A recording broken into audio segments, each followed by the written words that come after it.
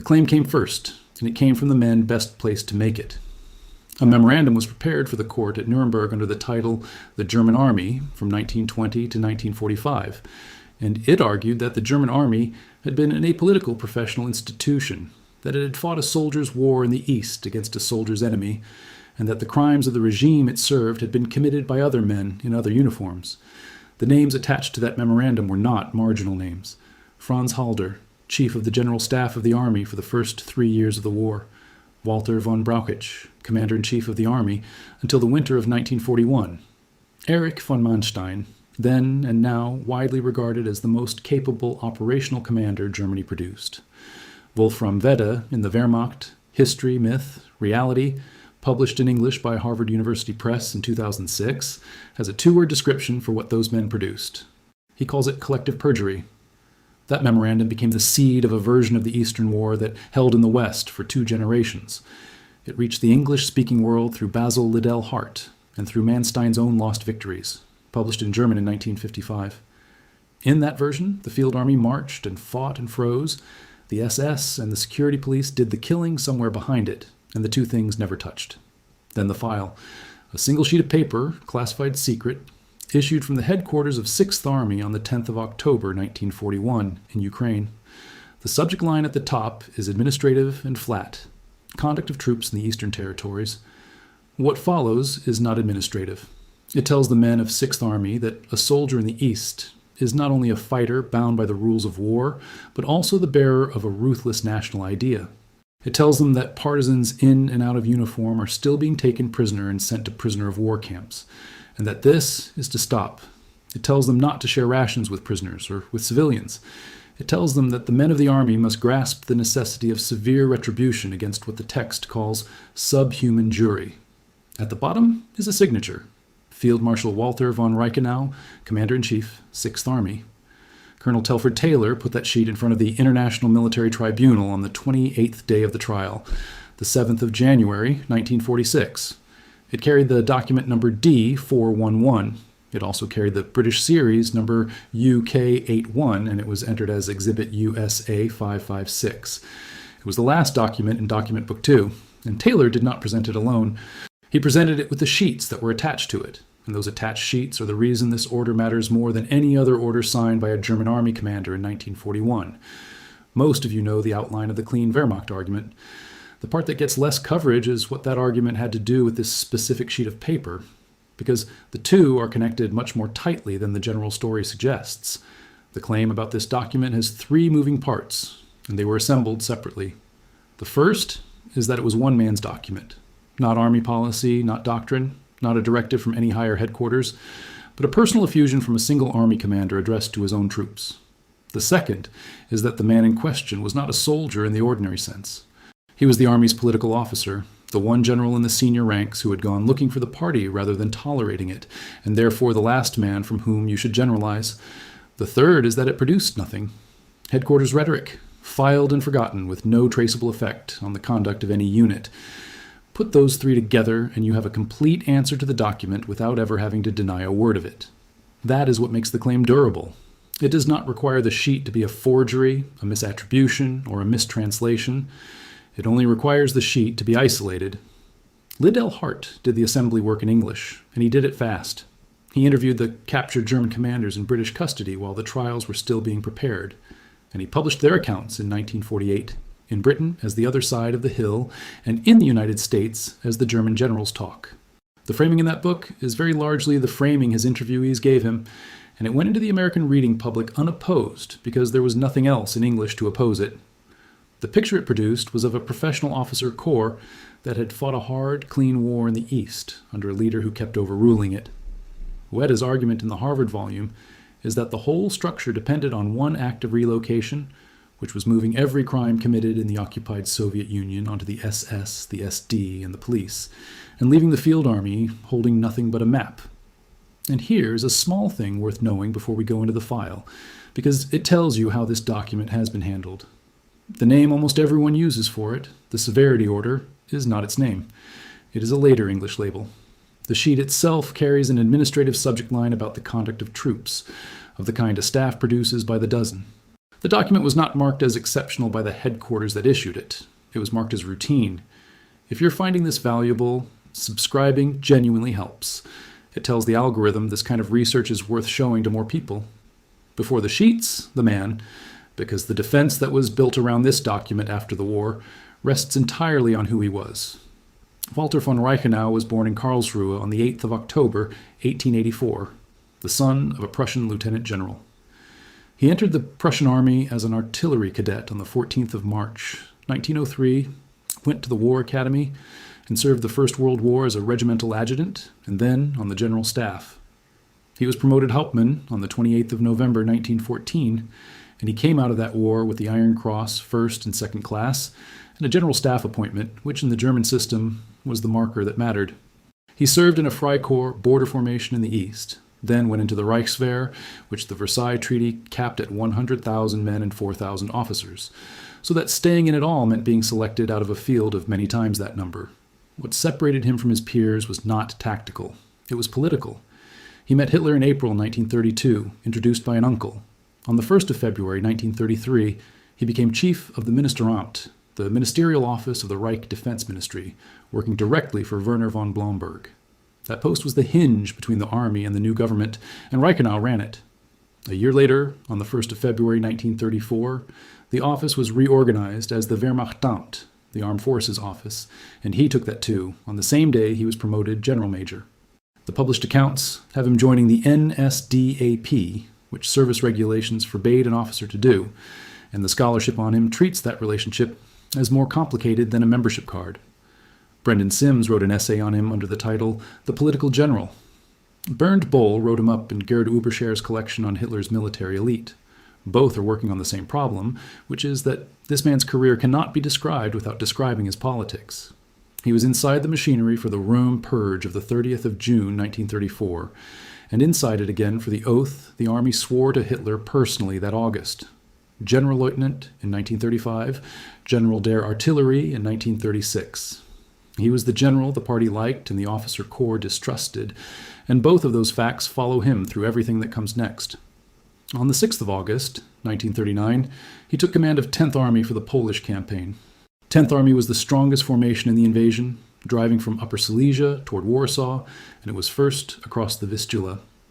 He got the Knight's Cross on the 30th of September, 1939. 10 days later, on the 10th of October, 1939, 10th Army was redesignated 6th Army, and that redesignation is the whole reason his name and that army number are welded together in the record.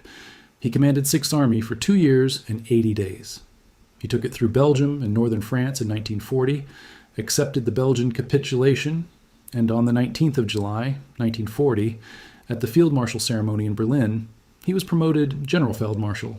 He was one of 9 army generals raised to that rank on the same afternoon, which is worth holding on to, because it means the document that follows was not signed by an eccentric on the margin of the officer corps.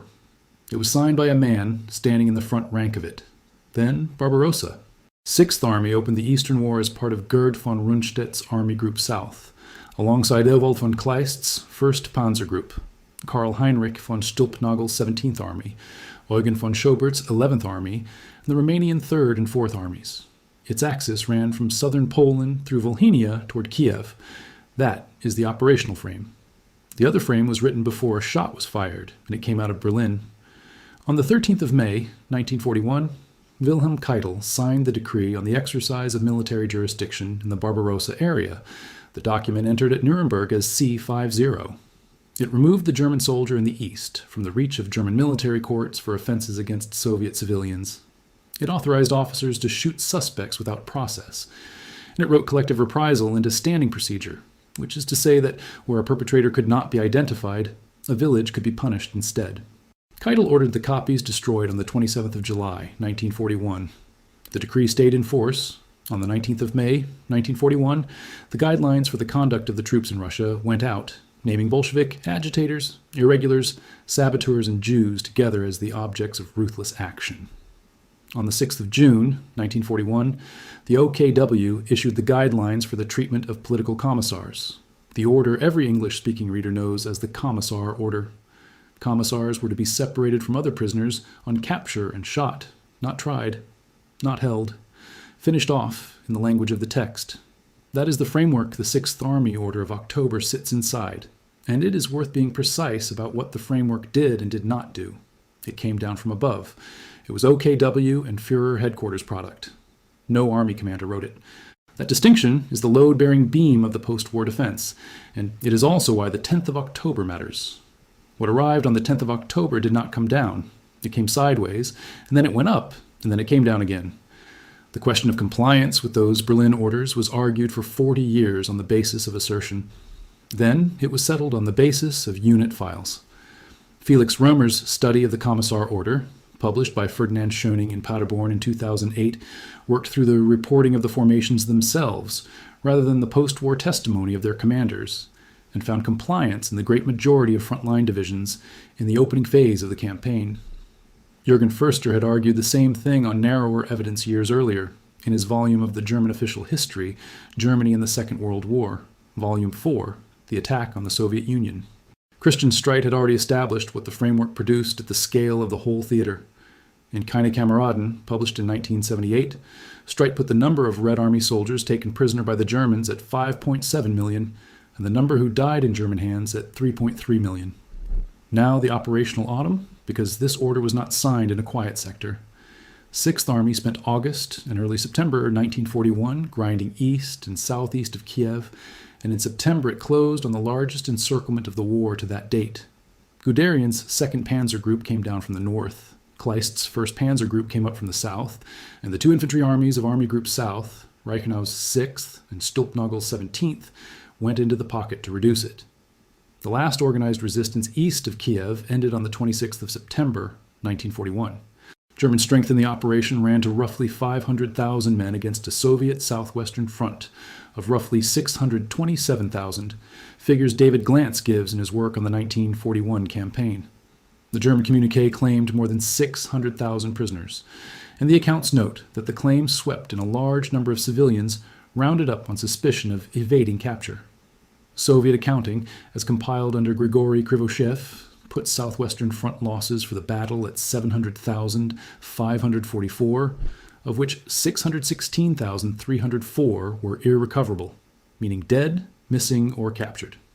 Those 2 sets of numbers are not measuring the same thing, and anyone who tells you the gap is a mystery has not looked at how each side counted. German troops entered Kiev on the 19th of September 1941. The city was in 6th Army's operational area. Between the 20th and the 28th of September, demolition charges left behind by Soviet engineers went off across the center of the city, on and around the Krещатик. One of them hit the rear headquarters of Army Group South on the 24th of September.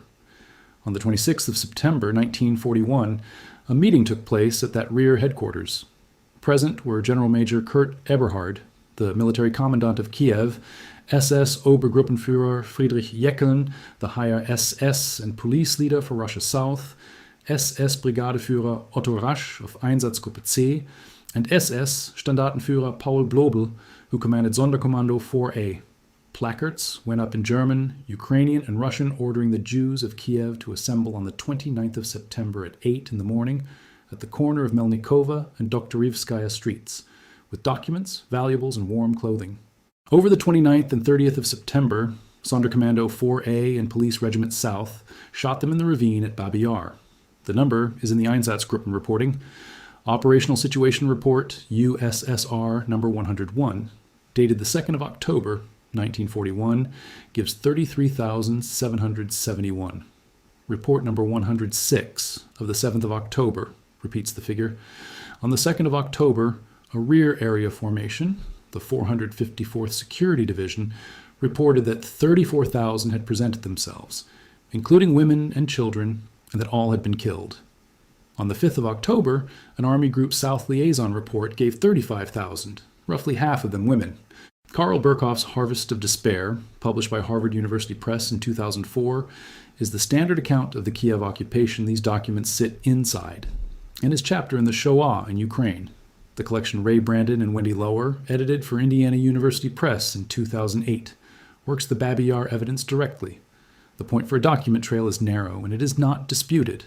The city was in an Army operational area, an Army commandant sat at the planning meeting, and Army rear area formations reported the result upward through Army channels.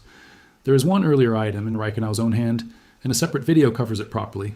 At Bila Tserkva, southwest of Kiev, on the 21st and 22nd of August, 1941, roughly 90 Jewish children were held after their parents had been shot. Oberstleutnant Helmuth Grosskirth, first General Staff Officer of the 295th Infantry Division, reported it upward and tried to stop it. Reichenau ruled against him and had the killing completed. 7 weeks later, he signed the sheet that generalized the reasoning. So the 10th of October, 6th Army Headquarters. And here is the first thing that has to be said plainly, because the temptation to fill the gap is strong, and the record does not support filling it. Nobody knows who drafted the text. The published scholarship establishes the date, the subject line, the contents, the distribution, and the signature. It does not establish which staff officer at 6th Army Headquarters put the words on paper. What the file gives you is a signature, and a signature is the only thing this channel is going to claim. What the sheet instructs is worth taking in order, rather than in summary, because the order of the paragraphs is itself informative. It opens on the aim of the campaign, described as the complete destruction of the means of power of the Bolshevik system and the removal of Asiatic influence from European culture. It then redefines the soldier from a man bound by the law of war to a man who is also the bearer of an ideology and an avenger. It then complains about practice. Partisans, including women, are still being taken prisoner. Irregulars in partial uniform and in plain clothes are still being handled as soldiers and sent to prisoner of war camps. It then addresses food and instructs that rations are not to be given to prisoners or to civilians who are not working for the army, and describes the giving of food as a misunderstood act of humanity. It then addresses fires and says the troops should put out fires only so far as necessary to secure billets for themselves. It then requires the complete disarming of the civil population. It then extends liability for attacks on German troops to the male population of the area where the attack occurred, on the reasoning that they could have prevented it or reported it. And it closes on two tasks: the annihilation of the Bolshevik doctrine and the pitiless extermination of what the text calls foreign and treachery. The translated text has been in print in English since 1946, in Volume 8 of Nazi Conspiracy and Aggression, published by the United States Government Printing Office. It is also reproduced in the subsequent proceedings series under the number NOKW309, and John Mendelsohn included it in the Holocaust, Selected Documents in 18 volumes, published by Garland in 1982. There is no version of this story in which the document is obscure or newly discovered. It has been available to every author who wrote about the Eastern Front for 80 years. Now the attached sheets, which is where one army's internal instruction becomes something else. Taylor drew the tribunal's attention to sheet 4 of the translation, a memorandum dated the 28th of October, 1941. That memorandum records that Reichenau's order met with Hitler's approval, and that it was thereafter circulated by order of the Commander-in-Chief of the German Army. The Commander-in-Chief of the German Army, on the 28th of October, 1941, was Field Marshal Walther von Brauchitsch, who would be relieved of that post 7 weeks later, on the 19th of December in the winter crisis before Moscow, and who, 4 years after that, would put his name to the Nuremberg Memorandum about the apolitical army. The German language literature reports Hitler's own word for the order as ausgezeichnet, excellent, with an instruction that commanders in the East follow the example. Johannes Herder reports it in Hitler's Heerführer, published by Oldenburg and Munich in 2006. Read that sequence again as a routing problem rather than a moral one. An army commander signs a directive for his own army. 18 days later, the head of state endorses it. The commander-in-chief of the army then orders it distributed. At that moment, the text stops being one army's internal instruction and becomes OKH distributed material with the highest possible endorsement on it. Nothing in that sequence required anyone to draft anything new. The army only had to forward what already existed, and it forwarded it a long way. Taylor pointed the tribunal at the top sheet of the set, which showed the order circulated down to divisional level and received by the German 12th Infantry Division on the 27th of November, 1941. Hold that division number for a second. The 12th Infantry Division was not in Ukraine. In 1941, it served under Army Group North in 16th Army up in the Baltic and toward Leningrad, roughly 1,000 kilometers from 6th Army's sector. A directive written for the conduct of troops in one Army group's area, 7 weeks later, was in the hands of a division in a different Army group at the other end of the front. That is not a leak, and it is not an accident of the post. That is distribution working as designed, and the receipt stamp is the proof of the design. I think that single detail, the divisional receipt in the north, is the most important line in the entire Nuremberg presentation of this document, and it is the line almost every popular account leaves out. Everything else in the file can be argued about. The wording can be argued about. The authorship can be argued about. A receipt in a division 1,000 kilometers from the signature cannot be argued about, because a division does not receive a document that was never sent to it. Then the copies. And here the sequence matters, because the sequence is the difference between influence and coincidence.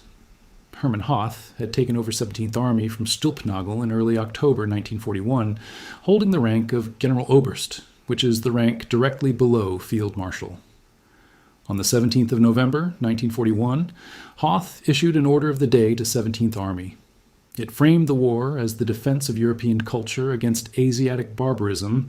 It named Jewish influence in Europe as the thing being fought. And it instructed that every trace of active or passive resistance or of Jewish and Bolshevik agitation be rooted out immediately and without pity as a matter of German survival. Jürgen Förster is the source for the date, and I will say plainly that the 17th of November rests on a single line of scholarship rather than on two independent confirmations. Herder reads that order as evidence that Hoth knew what was being done to the Jews of the occupied East and intended it.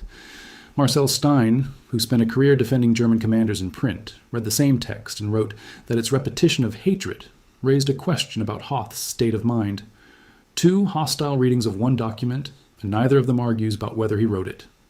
3 days later, on the 20th of November, 1941, Erich von Manstein, then a General der Infanterie commanding the 11th Army in the Crimea, signed an order to his own troops calling for the elimination of the Jewish Bolshevik system and harsh measures against Jewry.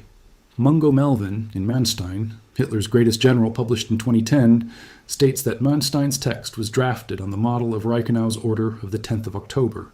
When the British military court in Hamburg put that document to Manstein in 1949, he did not deny that it existed, and he did not argue that it said something other than what it says. He said he remembered asking his staff for a draft of such an order and had no recollection of signing it. Set the 3 dates in a row, the 10th of October, the 17th of November, the 20th of November. Between the 1st and the 2nd sits the 28th of October, the day Hitler approved the text and the commander-in-chief of the army ordered it moved.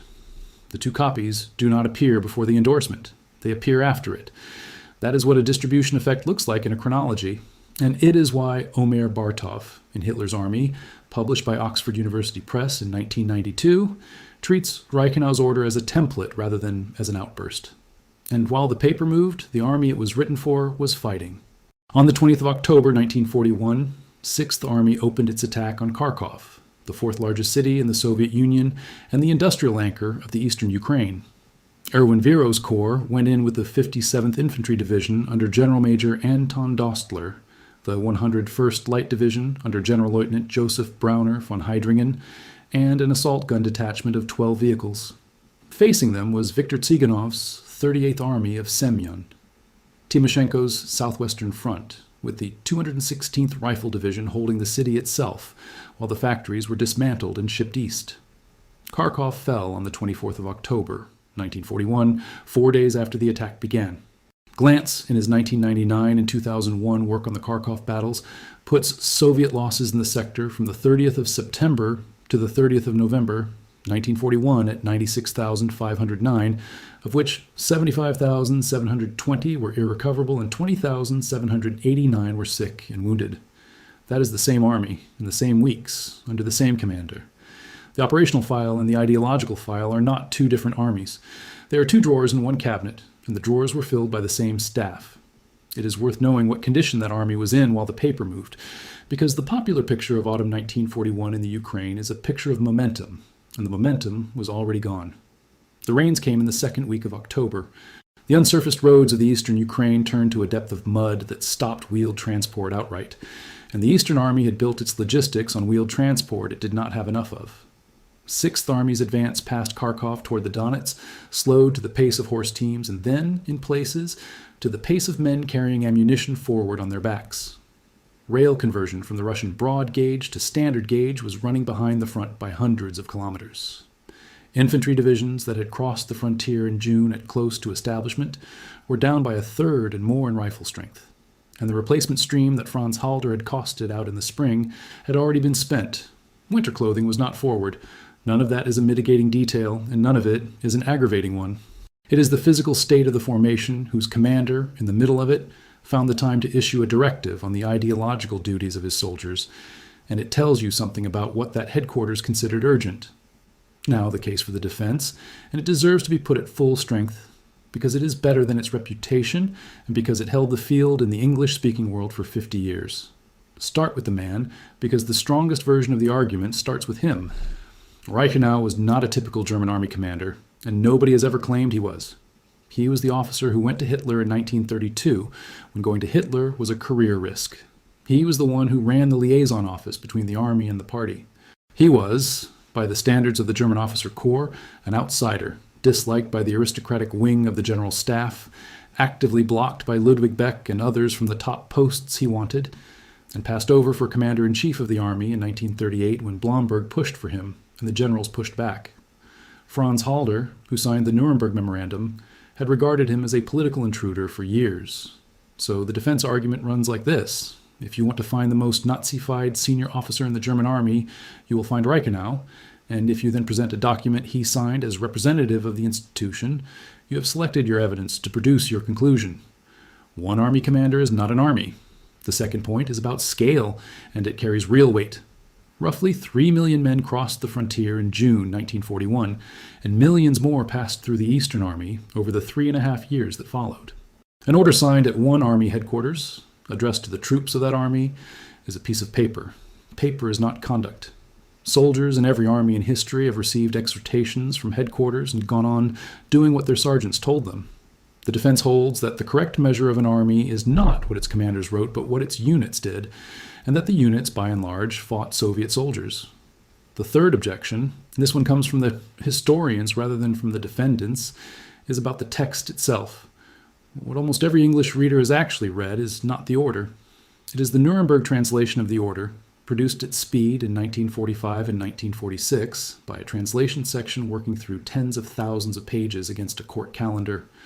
The phrase that does the most work in English, severe but just retribution against subhuman jury, is a rendering, and renderings carry choices. Anyone building an argument on the exact temperature of a single clause in that sheet is building on a translator's decision rather than on Reichenau's. That is a fair objection, and it should be conceded without hedging. What it does not do is touch the instructions. A translator's word choice cannot manufacture a paragraph forbidding rations to prisoners, or a paragraph extending liability for an attack to the male population of the district, or a paragraph telling the troops to let buildings burn except where they need the roofs. Those are operative provisions. They tell a company commander what to do on Tuesday. They survive translation because they are not adjectives.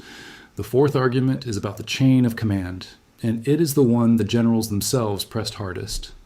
The jurisdiction decree, the commissar order, the guidelines of the 19th of May, all of it came down from OKW and from Hitler personally.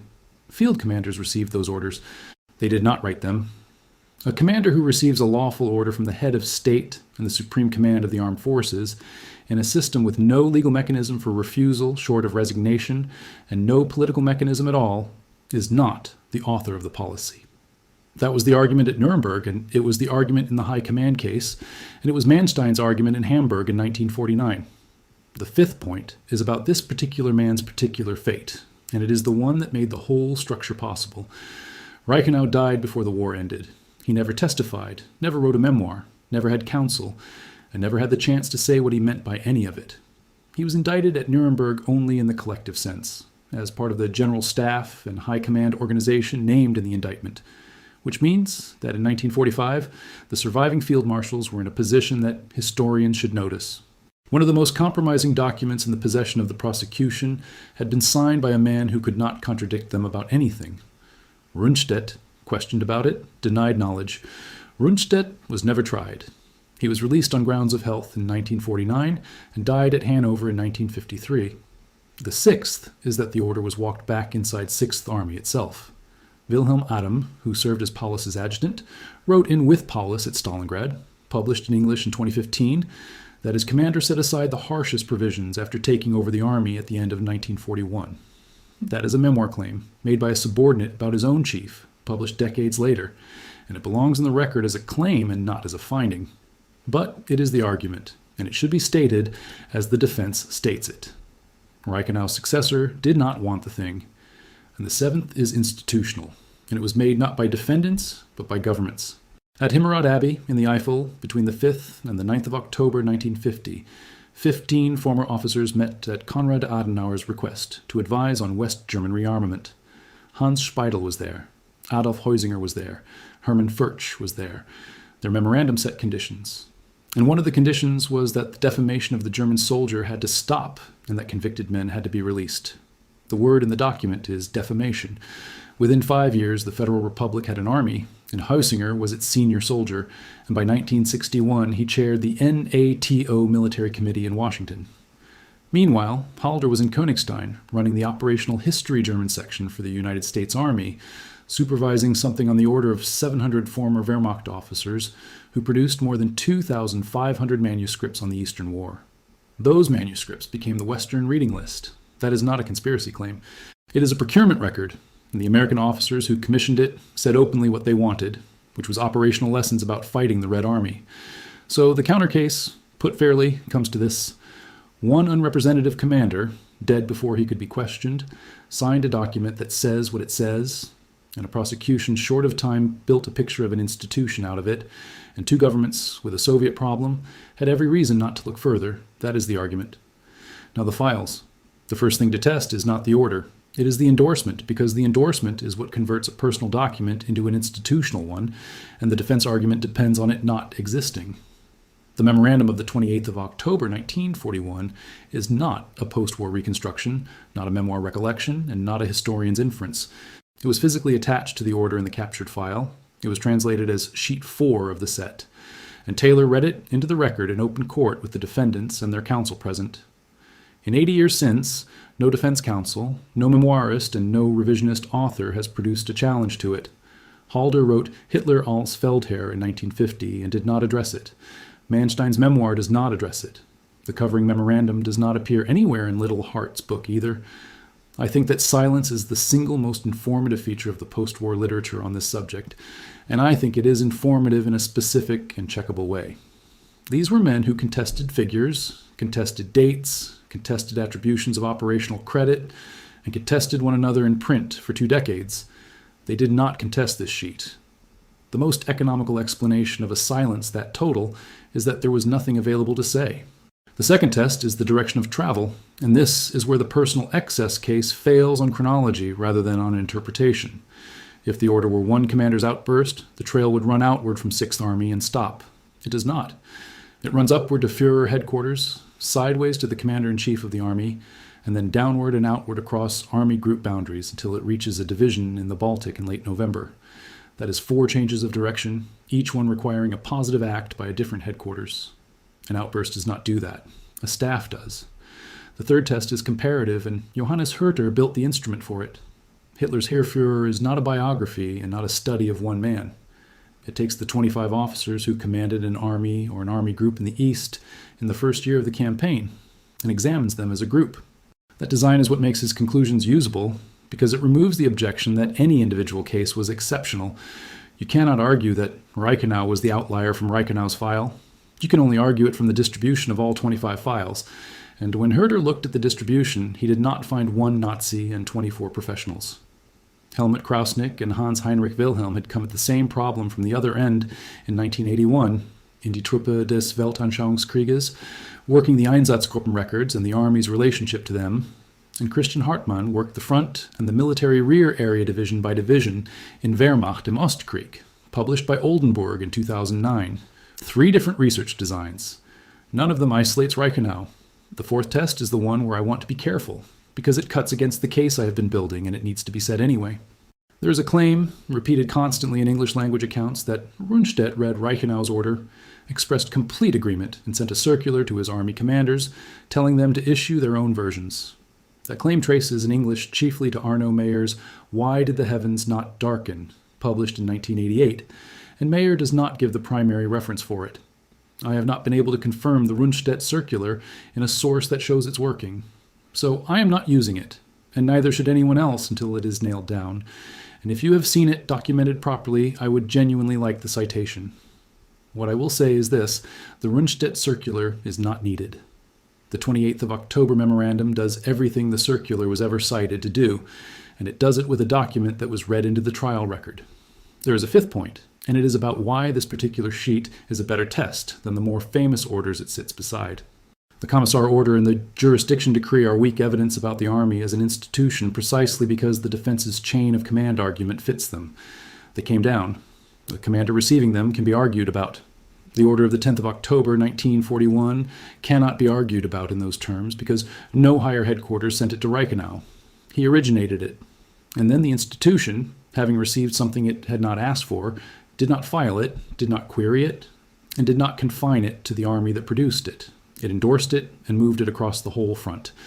That is the difference between an army receiving a policy and an army adopting one, and it is the reason this document does work that the Berlin orders cannot do, which leaves the argument about paper versus conduct, and that is the one Römer's unit files answer. When you go to the reporting of the divisions, rather than the recollections of the commanders, the frontline formations in 1941 are overwhelmingly reporting compliance with the Commissar order upward, not resisting it, not quietly filing it, reporting executions. The measure the defense proposed, judge the army by what its units did rather than by what its commanders wrote, is the correct measure. It simply does not produce the answer the defense expected. Here are the figures in one place. Reichenau held command of 6th Army for 2 years and 80 days, from the 10th of October, 1939, to the 29th of December, 1941, the longest tenure any man had over that formation. He was 57 years old when he died. The order itself is one sheet, and it carries 3 separate document numbers in the trial record. It was moved by the Commander-in-Chief of the Army 18 days after signature and reached a division in another Army group 48 days after signature. 2 further Army-level orders followed it within 6 weeks, at intervals of 38 and 41 days. At Kiev, 500,000 German troops against 627,000 Soviet, per glance. A German claim of more than 600,000 prisoners against Soviet accounting of 700,544 total losses and 616,304 irrecoverable. At Babi Yar, 33,771 over 2 days, in the Einsatzgruppen report of the 2nd of October, against 34,000 in the Security Division's report of the same day, and 35,000 in the Army Group South Liaison report of the 5th. At Kharkov, a 4-day attack, 12 assault guns, and Soviet losses of 96,509 over 2 months. At Rostov, German medical returns for the 11th to the 30th of November, 1941 of 1,141 killed, 5,118 wounded, and 251 missing, 6,510 in total and admittedly incomplete, against Soviet accounting of 33,000 casualties from the 17th of November to the 2nd of December, of which 27,000 were combat. Across the theater, Streit's 5.7 million prisoners taken and 3.3 million dead in German hands. Inside the Wehrmacht, roughly 15,000 of its own soldiers executed under its own military justice, a figure Bartov uses to measure how hard the institution could discipline when it chose to. In the scholarship, Herder's 25 commanders. In the rehabilitation, Halder's 700 officers, 2,500 manuscripts, and 15 men at Himmerod for 5 days in October 1950. And in 1995, when the Hamburg Institute for Social Research put 1,380 photographs on a wall and toured them through 33 German cities for 4 years, the argument that had been settled in the archives since 1981 finally reached the German public, and the public reaction told you how well the 1945 version had worked. What happened to the men and to the paper. On the 27th of November, 1941, the Soviet counterattack at Rostov forced Rundstedt to order withdrawal behind the Meuse. Hitler forbade it. Rundstedt refused to comply and was relieved on the 1st of December, 1941. Reichenau got Army Group South. He then read the same map, reached the same conclusion Rundstedt had reached, and worked through Halder to get Hitler's authorization for the withdrawal that had just cost Rundstedt his command. That is an operational fact, and it belongs in the file next to the other one. He gave up 6th Army at the end of December 1941 to Friedrich Paulus, who had been his own chief of staff at that army before the war in the West. In the middle of January 1942, he collapsed after a run in extreme cold near Poltava. Published accounts date the collapse to the 12th of January and to the 14th of January and do not agree.